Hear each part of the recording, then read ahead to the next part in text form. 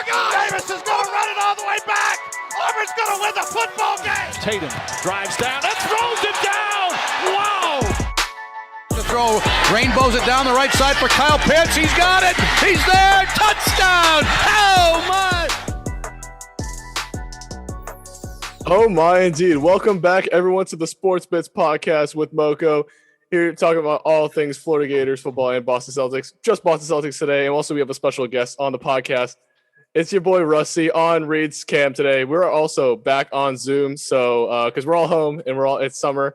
And sadly, we couldn't do an episode last week because of finals week and all that stuff. So we'll officially be back on schedule for all this stuff, especially with the playoffs starting next week. So we're going to be on top of that every week. So, I mean, anything to say, Rusty, before we get onto the game breakdowns? No, I mean, I'm glad to be here. OKC fan. He's OKC Oh, fan. yeah. No. He's also an OKC fan. Any comments about the OKC Thunder this season? I mean, hey, we're doing what we can to get some more picks. So Okay. That's fair. That's fair. All right. So the first game I want to talk about, we're going to go right into the breakdowns, is the Spurs versus Celtics. It was a 140 to 143 win for the Celtics in overtime. First of all, it's in overtime. So why did we put the Spurs in overtime is my question. I want to pose to you guys first. Let's go with James. Why did it have to go to overtime with this? Well, honestly, I mean, it didn't have to go to overtime, but the Celtics fell apart in the third quarter. I mean, it was clear that they actually, they outscored the San Antonio, but they started the game slowly, and then they started to pick up the pace after halftime. But the Spurs, I mean, they came out hot. Celtics only scored 16 in the first quarter. That it's atrocious, but it was a big game from DeMar DeRozan. I mean, he had 14 assists and 30 points. I mean, you can't do much other than that. And DeJounte Murray also went insane, almost had a triple. DeRozan still can't shoot a three, though. 0 for 2, yeah, but yeah. For sure. But yeah, I mean, like, it didn't need to go to overtime, but I mean, it was clear that San Antonio was starting out really hot in the first two quarters, and then the Celtics kind of brought it back a little bit. But in the third quarter, I felt like that the Celtics just weren't looking as great as they should, which is why I mentioned that before. But like they could have, the way that they were torching them in the third quarter, they could have dominated that game and finished it within 4 quarters instead of having to make it go to overtime. But that's just my opinion. Yeah, and especially since, like, what you just mentioned, they scored 16 points in the first quarter. Like, the Spurs are not known to be necessarily like a defensively strong, like an especially strong team on defense. So the fact that they can hold the Celtics to 16 points in the first quarter, I think definitely speaks more to the lack of offense from Boston as opposed to the defense from the Spurs. It's crazy you say that because, people will be calling you crazy if you said that about like 5 years ago when they had like Tim Duncan and LaMarcus Aldridge in his prime and all that, and Kawhi Leonard.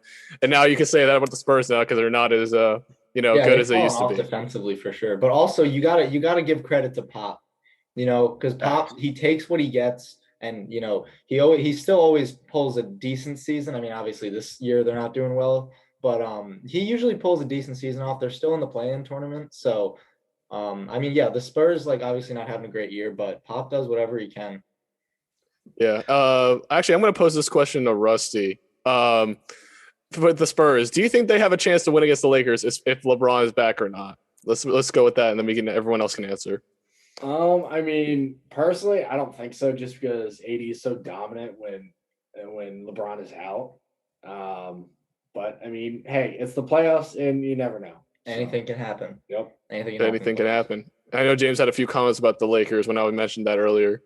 Well, I have more to say when we're talking about the play-in tournament when we have that. But as of right now, I'll just let you guys in a little bit that, like, I don't think that the Lakers are going to be doing much. That's all I'll say for right now. Yeah. I'll bring it up later though. I'll just say the only reason we're talking about the play-in tournament is because the Celtics are in it. If they weren't in it, I wouldn't care about the play-in tournament. I would wait till the matchups come up. But now, since we're that trash, we have to talk about it. I'm excited for this play-in tournament. I don't like the idea, but like they already implemented it, so like we kind of have to just take it. And honestly, like I'm a little bit excited because some of these teams that we're seeing, like the Wizards, they haven't been playing well all year. All right, then Russ kind of gets hot second half of the season. Him and Beal are starting to mesh a little bit more. Bertans is taking, more of an offensive load. So I'm actually very excited to see how they do because also Washington, or I guess I'll bring that up when we talk about the Yeah, well, let's save your comments about the play-in tournament until we get there. But let's talk about the next game. Hold on. We have to finish it on a positive note. The Celtics did win against the Spurs, and Tatum scored 60, which is good for him. That's right. Oh, yeah, right. He broke Bird's record. But now we can talk about the next game. But I wanted to bring those two things up because that is true. Tatum had a massive game, but I mean he really only pulled out for them in the second half. Quick thing, James. He shot well too. He shot above 50, right? Yeah. Yep. Yeah. Above 50. Hold on. I want a quick pause. I actually had the note here. Tatum scored 60, second youngest player to score 60 next to Booker. How does that feel, James? Tatum and Booker are both up in there. And that it feels great. I love seeing the young guys do really well offensively in the NBA. I mean, obviously, just throwing it out there right now, Tatum's never going to beat Booker's record, but still, He's older now. He's older than Booker. But so it's good to see. I'm glad that the young guys are getting really involved and becoming better players as their careers go on. And I can't wait for their primes. Oh yeah. Rita and Rusty, any comments about that? Yeah, yeah. Yeah. All right, that means we're moving on to the next one. James wrapped it up in a nice little bow. Oh yeah. It's nice to see when the young guys pull out, especially when Tatum, because we talk about Tatum all the time and how he's inconsistent this season. It's really nice to see him pull out with a 60-point game for sure. Oh yeah. Funny enough, we're gonna talk about the next game is the Blazers versus Celtics. Absolute atrocious defensive and offensive night. I think it's just. I mean, it was a good offensive night for both teams. They're shooting really well and everything. The one person that I could highlight that was really bad that game was Jaylen Brown. Had a terrible shooting night. He was 6 for 22, 1 for 9 for the 3-point line. And both teams actually shot over 50% from the 3-point line, minus Jaylen Brown's 1 for 9. I mean, how does that sound from you guys, like having over 50% from 3? That's what the Celtics need because the Celtics have decent shooters, right? All right, so when Tatum's on and Kemba has been turning up for past couple, I think 7 games or something, Kemba's actually been a factor.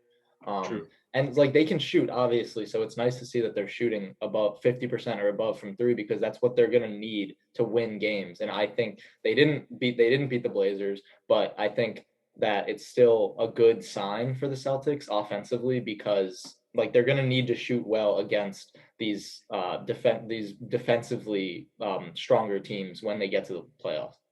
I'm just gonna pat myself on the back a little bit and just say Evan Fournier.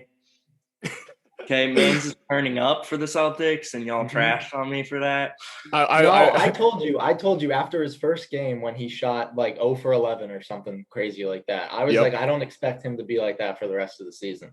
You did say that. I'll give you we will talk about him more next in the first Heat game because that's the next game up. But I had a few more notes about the Blazers because you guys, I don't know if you guys saw the stat line for Fournier, but I will of the Heat game, but it was really good. So we'll talk about that later. We can give our thoughts on Fournier. Even in the Blazers game, he had a good stat line. He had 5 rebounds, 3 assists, and 21 points. I mean, he was the second largest scorer other than Tatum in that game. But it was better. His stat line was better in the next game. Well, yeah, obviously. But we're talking about this game. So.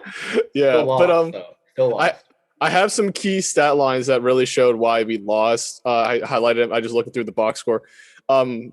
The Blazers outstole us from 8 steals to 3, and then the turnovers was 9 for the Blazers and 18 for the Celtics. Those are the two things I saw. I was like, yeah, this is the reason why we lost. I mean, pretty much. And the defensive rating for our team for the Celtics was 127.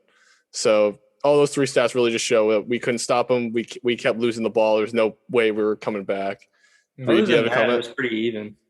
Yeah, I was just gonna say that turnovers have been a pretty big problem for the losses for the Celtics this season. Every time the Celtics lose, they've had a huge, or not every time, but pretty much most of the time, they've had a really big disparity between the teams in turnovers, and it's obviously with Boston having more. So of course, these teams, a lot of the teams also, they have fast players that are going to get up on the fast break. So like they get the steal and then it turns into an easy 2 or even a 3. Yeah, well, and then every turnover you make, I mean, it shifts the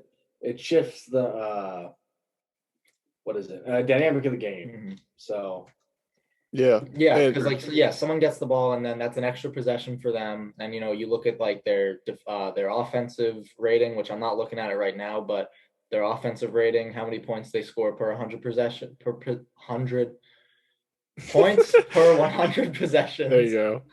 And yeah, so like of course they get an extra possession, yeah, they're gonna score more points. So it's definitely turnovers are a huge problem for the Celtics, I think. Yeah, I think I've noticed a little trend. I think if we lose, generally we have 9+ turnovers on the game, which is I guess 9 is average, but like 9+. So it means usually they're getting more than 9. So just like you can see that trend is understandable. Like why we keep losing is just ball control has not been a great thing, and it's I don't know how to solve that. I mean, Kemba is a great ball handler. I think all of our guys are decent ball handlers. I don't know if there's a remedy to that, like an instant remedy. Yeah, pause. Pause. All right. Anything else? Yeah, I have no other notes unless you guys wanted to say anything about the Blazers before we move on to the Heat series the past couple days. I mean, I just hope that Damian Lillard gets a lot more recognition this season because he's been going. I was just about to say that. I'm very scared. I'm scared for whoever has to see him in the playoffs because we all know that regardless of what his record is, he always comes in. He has like that mentality about him. He comes into the playoffs, you already know he's going to be a problem. Playoff Dame, baby. Playoff Dame. Yes, sir. Yes, sir. All right. So next game, we're talking about the Heat series. Kemba's back. He did really well this series, so that's a good sign that he's not shooting like trash and he's not playing like trash. So maybe this break was good for him, even though he's on injury. And then Brown got injured, of course, during the Blazers game. We'll talk about his injury later. But Miami game 1, Miami shot 50, 40, 90 as a team. So that's really the only thing I have, that why they won. And then Fournier, of course, had a great game, 30 points, 3 rebounds, 8 assists. I mean, off those 2 little no points I had, what did you guys think about the Heat game? James, let's go with you. I mean, it was a definitely close fought battle most of the game. The Heat just started torching in the second quarter. They dropped 43. I mean, like that. You can't let a team score 43 points. Exactly. And like you mentioned, so having them score 40, 50, 90 as a team is already impressive as itself.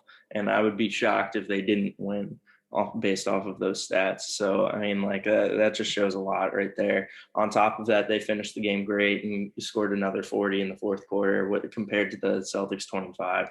So, I mean, throughout the game, there was close fought battle with for the Celtics trying to keep up with the Heat, but the Heat were just too much that night. Mm-hmm. Yeah, and we all know, we know that the Heat can do that. Like they turn up in the second half a lot, but for this game, they went into the half with a 26-point lead over the Celtics. Celtics were able to cut it down, but like you said, they always come out on top in the fourth quarter. Like they're always huge in the fourth quarter. I feel like the Heat are. They're a very clutch team. They are. They have a lot of good options. Jimmy, I think. Jimmy, yeah, exactly. I think his mentality is starting to rub off on these younger guys that are really taking up the role as like great role players and maybe even star players in the future. And I mean that's great for them, and I mean that's good that they're developing their young talent. Hopefully Jimmy can win a ring with them. But I mean that's yeah. And going off the young guy notes, this is also for part of game 2, so we'll just merge these.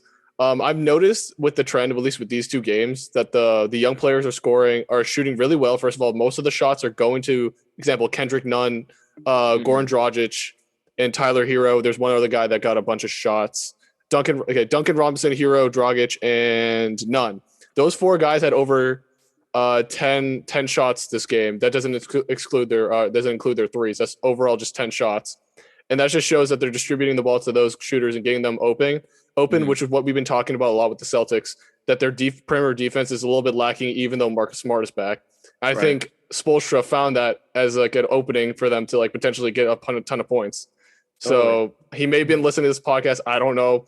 I've been saying this a little bit. The perimeter defense is a little lacking, so I think he might have found that and use their advantage of having great shooters like Hero and Robinson. Yeah, so, you gotta stay connected to shooters when it comes to the Heat because we know that they can shoot. yeah, like you said, like they have Duncan Robinson. All right, Duncan Robinson, I'm pretty sure is like 4th in the league right now for 3-point makes. I don't know what his percentage is on the season, but it's got to be good. He shot 60% this game. So I mean, you got to be able to shut that dude down because he scored 22 points, only 2 free throws, and then 1 other shot other than his 6 threes. Like you got to stay on that man. You know, he's gonna knock him down, especially like we saw last year with the playoffs. He was a big factor for the Heat in the playoffs. And Tyler Hero. Yeah, and Tyler Hero. But yeah, I think Duncan Robinson, if he can maintain that same energy, he's gonna be a problem in the playoffs for sure. Definitely. My thing is that if you lock one of the shooters down, the other 3 will be open. So you find Dragic is still a great shooter. Then you have Tyler Hero is still a great shooter. Nunn is a great shooter, even though he's not as great as, Tyler Hero, but he's still a great bench point guard who could shoot and do everything else they need to do. So this is a very deadly team. They got Bam Adebayo as a defensive anchor with Jimmy as well. So this team is well-rounded. Their record does not show how well they are. I think they're way better than what their record shows. So I think the playoffs will prove them differently. Does you guys, yeah. Do you have any other comments for that's all the notes I had because like mainly the shooting was a problem and that's like we've been highlighting this and Spoelstra clearly listened to us about the perimeter problem. Other than the fact that Tatum and Fournier had big games, there's not much else to note about the game. Yeah, it was like pretty just like a well-rounded game. Honestly, there were no lead changes. The Celtics didn't lead once. Yeah. It was tied twice. So yeah, I mean, it was the Heat definitely got the better of the Celtics this game all around. Yep. That's what happens when you play against Eric Spoelstra and that great Jimmy Butler led defense. So killed everybody and that led to the Heat playing in the playoffs. And I think that's hopefully they can do something again this year, being the 4th seed and they have home court advantage.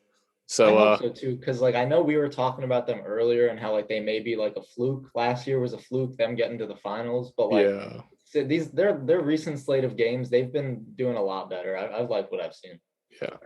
Yeah. So I think they're peaking at the right time, as I always say about like that's the important thing for most teams to peak at the right time. Don't peak in the middle of the season, then dip off near the playoffs. Yeah. But yeah, that's important for them, especially when they're playing as hard like a lot of tough teams like the Nets, for example. But that's really it. I wanted to move on to the play-in tournament now because we're talking about playoffs, and I think this is like the biggest part of the podcast we need to highlight a bunch of time on. Since the Celtics are in it, we're the 7th seed. We're playing the Wizards. Let's focus on the Eastern Conference first. We'll touch on the Western Conference, but it's not our conference. So let's go into the West, to the Eastern Conference. Let's talk about the Celtics versus the Wizards. I don't have any notes. So let's keep this free flowing. First thoughts on this matchup right now with Russ and everything. All right, so like I said before, I like the Wizards. I like what they're doing now. They still have a crappy record, but Russ and Beal have finally figured out what they need to do to start winning games. One stat that I want to bring up for the Wizards is that they are 11-8 in games that are decided by 3 points or less. So they have a positive record in like those close games. And I think that when it comes down to these playoff games, I don't see a major blowout, in the books just based on looking at it. So I think that those clutch games are definitely going to be an important part of it. And the Wizards clearly can play in the clutch. So I think that they're going to be a dangerous team in the play-in tournament. For me, I mean, I just want to clarify basically what you're saying. So you're saying in this situation that the Celtics would lose their first round against Charlotte and then play Washington in the play-in tournament. No, it's 7 versus 10, then 8 versus 9, right? I thought that's how it worked. No, there's also still like 5 games for each team, and the Wizards are bad. As of right now, the Wizards are playing the Indiana in the play-in. I must have had a misunderstanding because I thought the play-in tournament was similar to the seeding of how the regular playoffs works. I thought it was 7-10, then 8-9.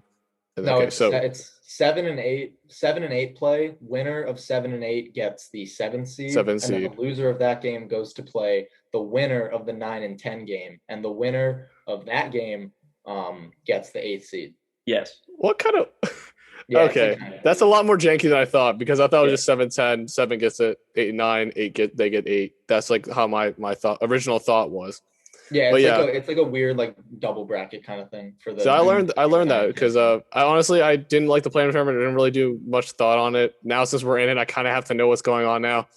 So, so actually, this makes it more interesting because we're going to be talking about the Hornets now because that's our first matchup, and that's going to be a lot more difficult than I thought we're playing a fully healed, like a healthy LaMelo Ball now, and we're playing Gordon. I think Gordon Hayward's back as well. So that actually scares me a lot more now than I And thought. you got Scary Terry still. And they got Scary Terry, who's probably on a revenge series. He wants a revenge series against the Celtics. Mm-hmm. I mean, God, how about them Hornets? What do you guys think about LaMelo and everything that's been going on with them this season? I think that they're on the come up, man. I mean, like, as much as I don't want to say it, like they're a good team. Like, and like they can play well together. There are a lot of good young guys in there. I mean, even Miles Bridges is really good. I mean, he's starting to do a lot better now that LaMelo's passing him the ball a lot more. Gordon Hayward. The connection that those two have is crazy. Yeah, and Gordon Hayward's doing his job as much as he possibly can, like LaMelo's just balling out this season as much as I didn't really expect him to go this much. He is definitely a rookie of the year candidate. Do I think that he'll get it over Anthony Edwards? Probably not, but it's very possible. I think that the Celtics should beat them in the first round. They're just a more experienced team. Yeah, well, and then I also think, it's really in the hands of LaMelo on how he steps into this leadership role when it comes to playoff time, because then we will see how good he truly is. Mm-hmm. So, quick note: Miles Bridges and Gordon Hayward are going to be out for the play-in tournament. So, I mean that puts me at ease. But imagine, I'll just go hypothetical. Do you think the Hornets could win if they had Miles Bridges and Gordon Hayward back for the play-in tournament? I don't think so. I still don't. I think they could. I think they could definitely. Like they need to have like Chris just said. LaMelo definitely needs to step up big in the playoff series if they are going to win. I think it's definitely possible, assuming that Miles Bridges and Gordon Hayward are healthy. But you just said that they aren't, so I don't see it either.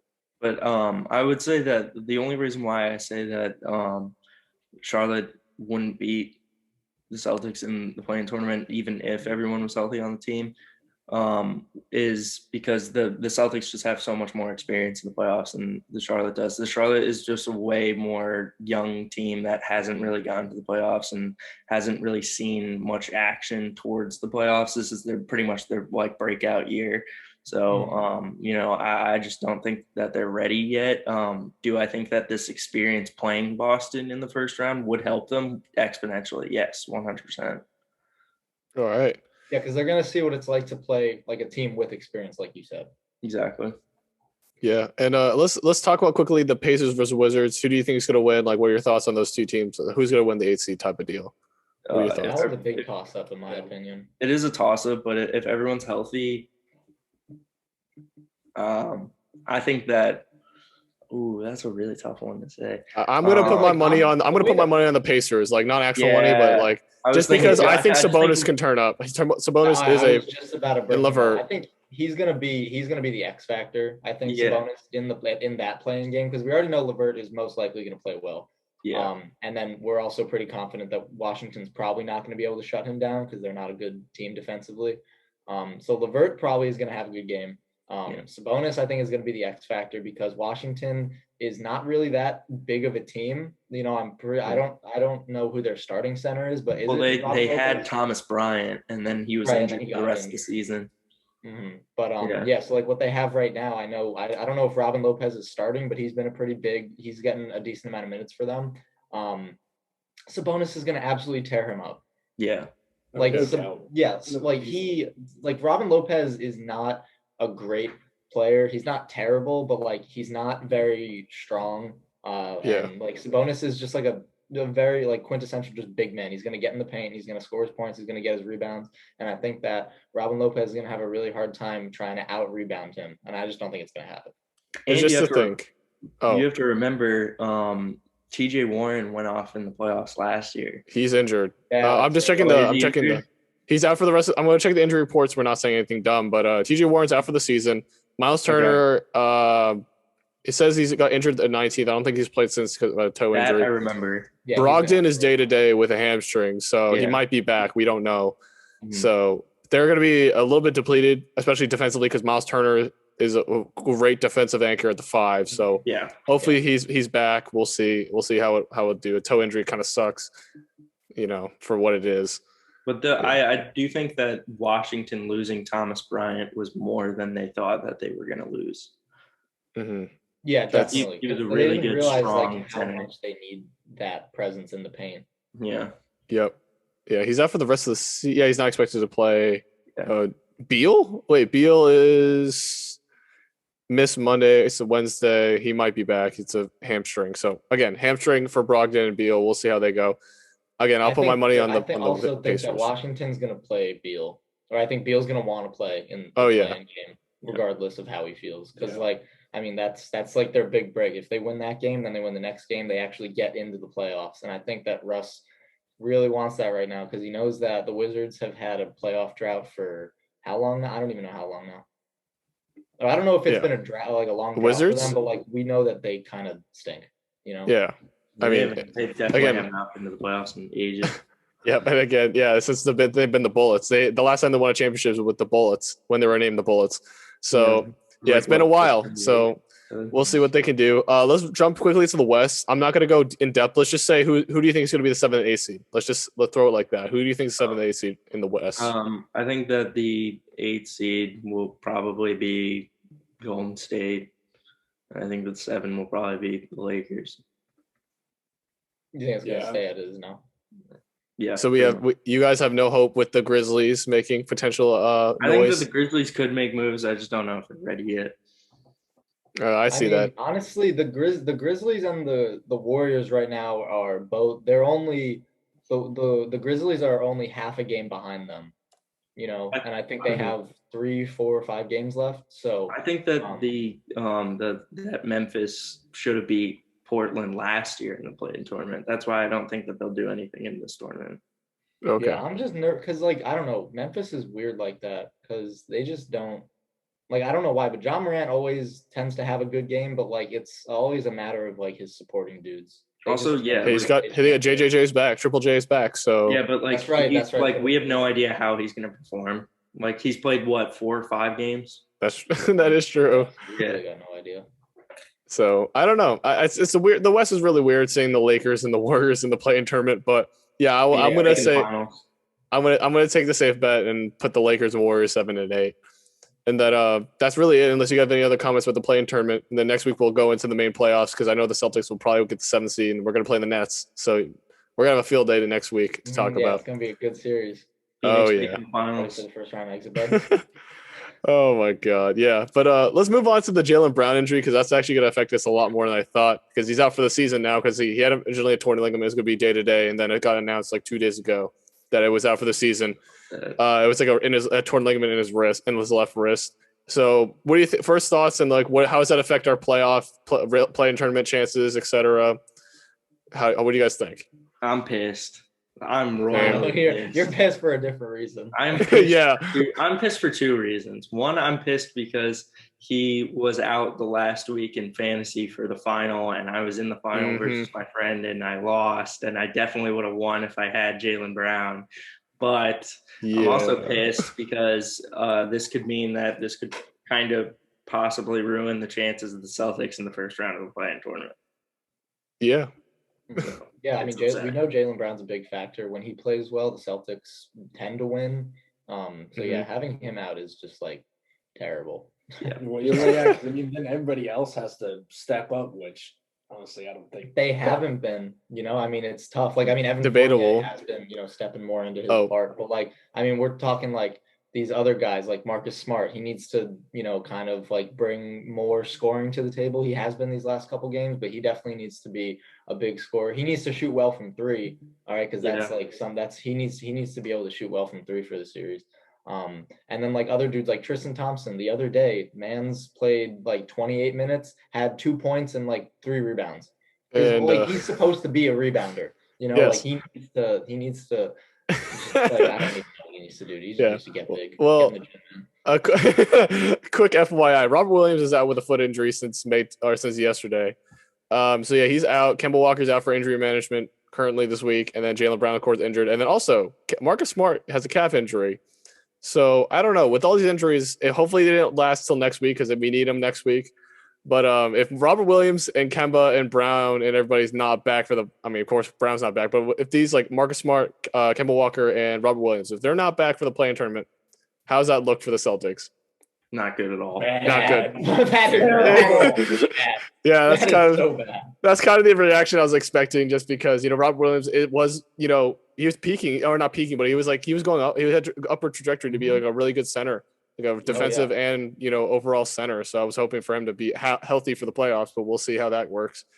And then Kemba Walker, he's great when he's actually been playing good recently. So we'll see how that. We'll see if he comes back for the playoffs. Marcus Smart, really detrimental for overall leadership and impact. So pray he comes back. I'm praying. He's like the one piece. I think him and Rob Williams are the most important pieces right now that need to come back. Yeah. So injuries happening at the worst time, just like in fantasy. My team, three of my players, Donovan Mitchell, De'Aaron Fox, and Colin Sexton all got injured during my playoff series, so I lost. So yeah, that happened. Injuries suck, and they need to handle injuries better. I don't know what they got to do. I'm mad. Stop resting. I feel like this season has been categorized by so many injuries. Yeah, there's been a ton. So many big. It's a shortened season, and there's been so many injuries. It makes no sense. Right? But what's going on, dude? Yeah, it makes no sense. But let's move on to our 1 minute hot take. It's a great one because we're talking about Russell Westbrook. So I think last week he broke the record for the most triple doubles in NBA history. He passed Oscar Robertson I think now he has 182 now because he just scored one last night. So he officially passes Oscar for the most triple doubles. And my question is, what does this mean for Russell Westbrook's legacy / career? And then the quick note I have on that, he hasn't won a ring yet. Oscar has only won one ring in the finals, and he's been to two finals, won one. So what's your thoughts on that about, his legacy and career? Well, so you want to go first, James? No, you got it, Rusty. Yeah, Rusty can start us off. Okay, so OKC fan right here. Let's get because Westbrook, this is just adding on to his resume on why he should be a Hall of Famer. Whether he is or not, that's kind of up for debate. But me personally, I think he has a shot. But anyway, going back to, just how his play style is, I figured that this record would eventually be broken, but I honestly didn't think it would happen this fast. But he's been balling out since, it's been a while. Since he got to the league, pretty much. Yep. Yeah. I do believe that Westbrook will, without a doubt, go into the Hall of Fame, whether he wins a ring or not. He won an MVP and he broke the triple-double record. That's pretty much all you need. The triple-double record alone, should almost qualify him. And on top of that, I think that Westbrook is probably going to set a record that is going to look more unbeatable for this triple-double record. I think that he's going to break 200, and I think that it might even be past 215. Yeah. That's going to be a hard record to beat. It's going to be a hard record to beat. Just to think about Oscar Robertson did it back. I think Oscar did it back in the 70s.